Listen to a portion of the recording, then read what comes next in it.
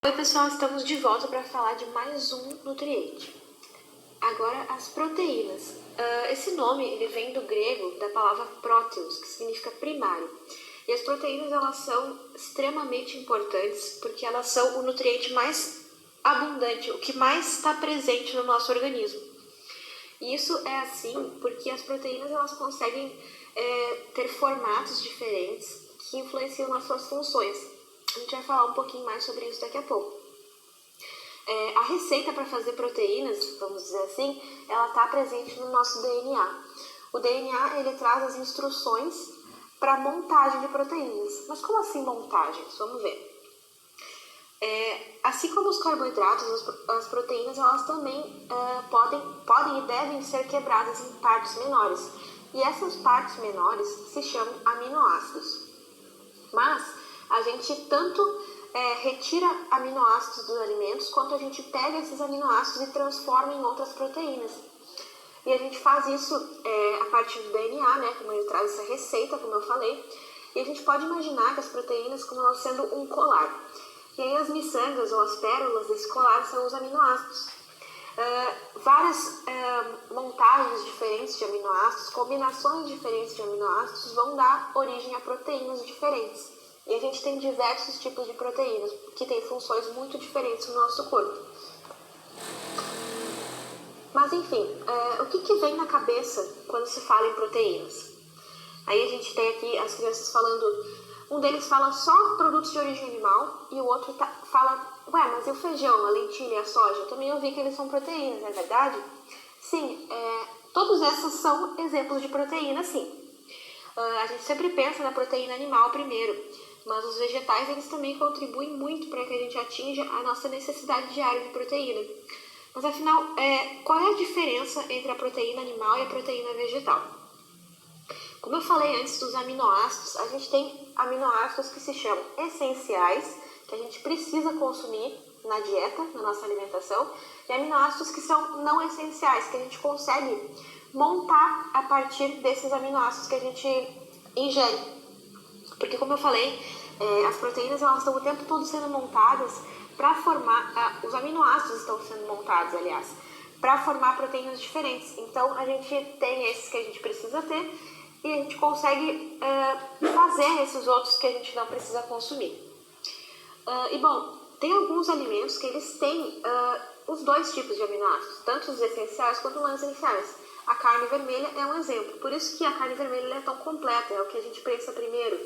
Mas o peixe também, o frango, o ovo, todos esses são animais. Mas a gente tem um exemplo do arroz e feijão, que é a nossa comida mais típica brasileira. E a gente tem, por exemplo, no feijão a gente tem quase todos, tá? Vamos dizer assim, 90% dos aminoácidos essenciais e falta um só. E sabe quem é que tem esse aminoácido? O arroz. E quando a gente junta o arroz e o feijão, ele se torna uma proteína completa. Isso é muito interessante. E aonde que estão as proteínas? Elas estão em muitas partes do nosso corpo. A gente pensa sempre nos músculos, né, quando pensa em proteína. Elas estão realmente nos músculos, os nossos músculos são feitos de proteína, mas elas também são parte das nossas enzimas. O que é uma enzima? Quando eu falei lá nos carboidratos sobre quebrar o carboidrato, é justamente a enzima que faz isso. E aí tenta lembrar daquela pessoa que é intolerante à lactose. A pessoa que é intolerante à lactose, ela não tem uma enzima que consegue quebrar a lactose. A enzima ela faz essa quebra. Dá para entender isso? Então a gente precisa comer proteínas para depois produzir enzimas que vão nos ajudar a digerir os alimentos. Então é um ciclo, pessoal. As proteínas também estão presentes nos hormônios. E os hormônios eles são muito importantes porque eles são mensageiros do nosso corpo. Eles levam uma mensagem de um órgão até o outro. As proteínas também estão presentes nas proteínas de transporte. O que é isso? A gente tem dentro do nosso sangue essa proteína que se chama hemoglobina. E essa proteína ela é extremamente importante porque ela leva o oxigênio pelo sangue. E o oxigênio é o que nos mantém vivos, né, basicamente. E também os anticorpos. A gente hoje, com toda essa coisa de coronavírus, a gente começou a ouvir falar muito mais sobre anticorpos. E é por isso que uma boa alimentação, ela tá ligada à pessoa que é saudável, à pessoa que não pega qualquer doença, sabe? Não pega qualquer gripe. Porque uma pessoa que come proteína suficiente, ela tem anticorpos o suficiente. Então ela não fica doente. E os anticorpos, eles nos protegem dos vírus, das bactérias. Então por isso que é muito importante a gente ter uma quantidade X de proteína por dia. Bom, a gente tem também proteínas que a gente chama de estruturais. Por que estruturais? Porque elas formam estruturas. Por exemplo, a nossa unha, o nosso cabelo são feitos de queratina, que é um tipo de proteína. Também o colágeno e a elastina fazem parte da nossa pele. Quando a gente é novo ainda, a gente puxa a nossa pele e ela volta para o lugar rapidinho, né? O colágeno é o que permite que a gente puxe e a elastina é o que faz ela voltar. Agora, se você pegar a mão da sua avó e puxar, ela não vai voltar mais tão rápido, porque a gente vai perdendo elastina com o tempo. Bom, eu falei que a gente precisa de uma quantidade X de proteína por dia. E quanto que é isso?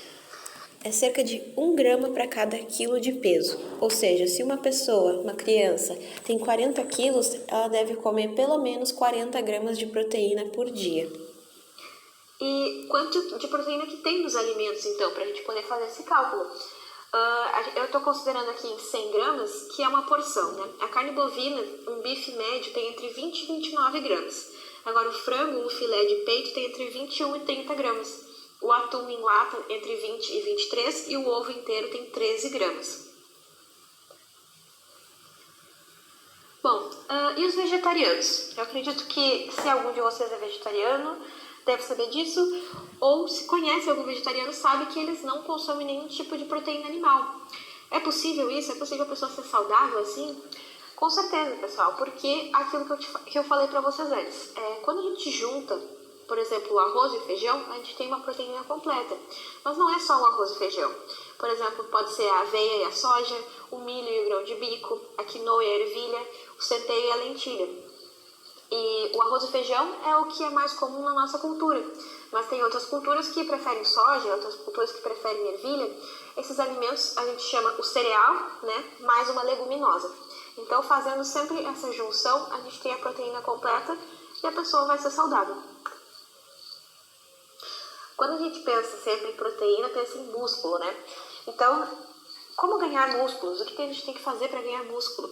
A gente precisa comer mais calorias. Calorias é o que, quando a gente retira essa energia dos alimentos, ela está contida na forma de calorias. Então, a gente precisa comer mais e também comer mais proteínas.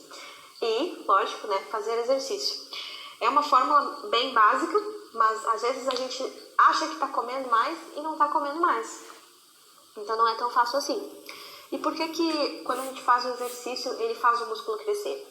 É porque toda vez que a gente levanta um peso que é maior do que a gente pode conseguir, vai acontecer uma pequena ruptura, um pequeno rasgo na nossa fibra muscular. E aí o músculo ele precisa se regenerar e ele vai regenerar criando como se fosse uma cicatriz. Ele aumenta um pouquinho. Então é assim que aos pouquinhos a gente vai aumentando a nossa quantidade de músculo. Bom, sobre proteínas era isso, então eu espero que vocês tenham gostado e aqui a gente tem um exercíciozinho de fixação. Pausa agora o vídeo e pensa quais são os produtos que a gente colocaria no carrinho se a gente quisesse comprar só alimentos ricos em proteína. E aí, conseguiu? Vamos lá.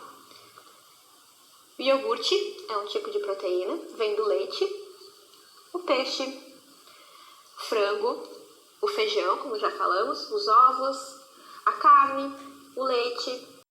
Então era isso, pessoal. Até o próximo vídeo, quando falaremos de lipídios.